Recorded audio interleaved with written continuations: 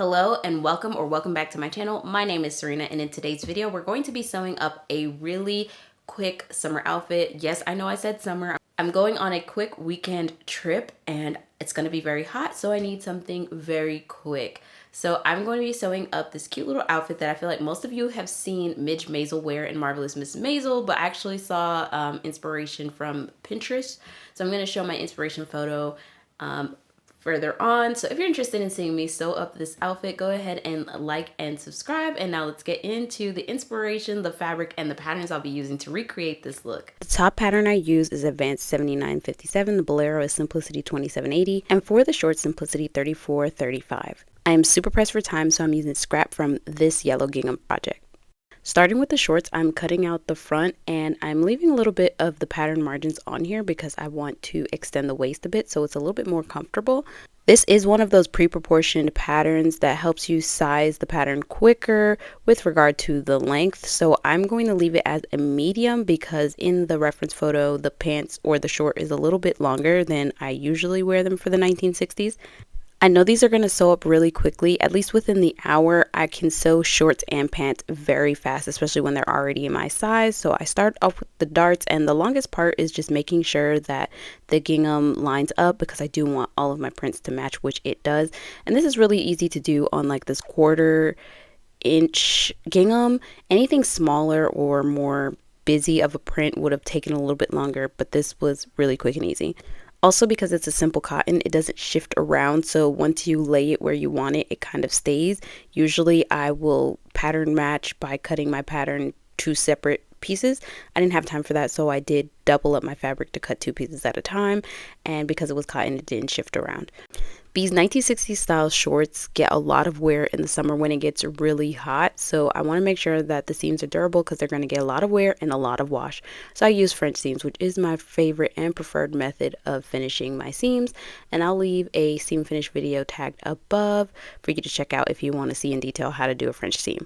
I made one alteration to the design, and that was to use a button at the waist instead of a hook and bar because no matter how loose or tight fitting my pants are, as soon as I sneeze when I'm wearing my pants, the bar always pulls off. And so just to avoid that, especially since I'm going away with this outfit, I use the button, and I think I prefer a button from now on. The shorts were done within an hour, like I said, so it's time to move on to the jacket. This bolero has set-in sleeves, which I was really hoping that I could find something that didn't, but I'm using what I have in my stash. So I'm having to interline the fabric with a canvas. This is just a regular cotton canvas to give it a little bit more strength so it's more jacket-like and less blouse-like. Again, this is just what I had in my stash. Now, this bolero was made to be lined or unlined, and because I'm interlining already, I'm going to leave it unlined. I could have treated the canvas like a lining and kind of just did it like a pocket, basically make 2 of the jackets and then sew around the perimeter and flip it inside out, but I wanted that little pop of yellow on the inside as though it were lined, so I went ahead and used the facing anyway, and then I start easing the sleeves in. Now this was a pain in the behind because I was moving quickly. I didn't have time to do this the right way, so it's not perfectly eased in. This is basically why I wanted it to be an attached sleeve instead of an inset sleeve, because I knew I didn't have the time to inset it properly or make any shoulder pads to make it really nice and structured. Even though you're working with cotton, there are things that and techniques that you can use to make it look better.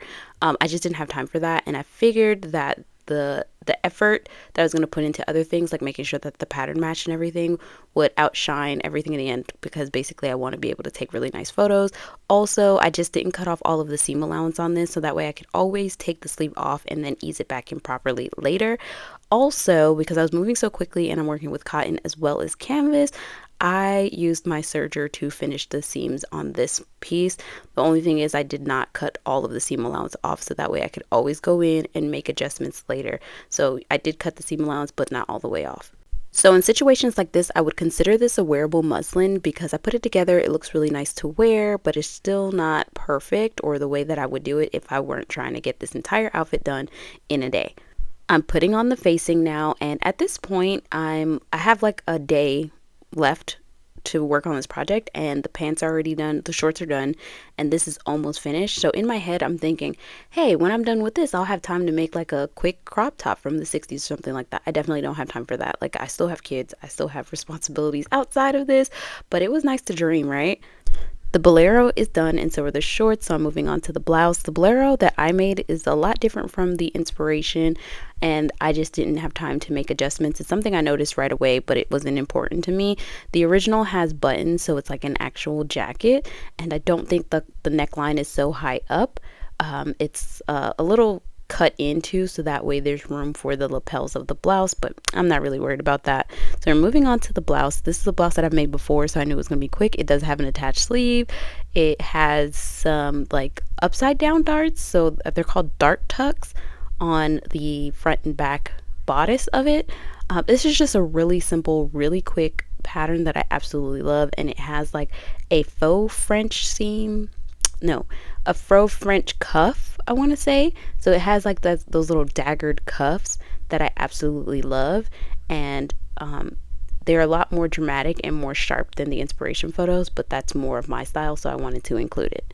This weekend trip was planned for months, but my brain was already in fall mode, so I couldn't think to make anything for this trip. Plus, I made so many beautiful things over the summer already, so I just knew I wanted to pack things that I didn't get to wear a lot this summer.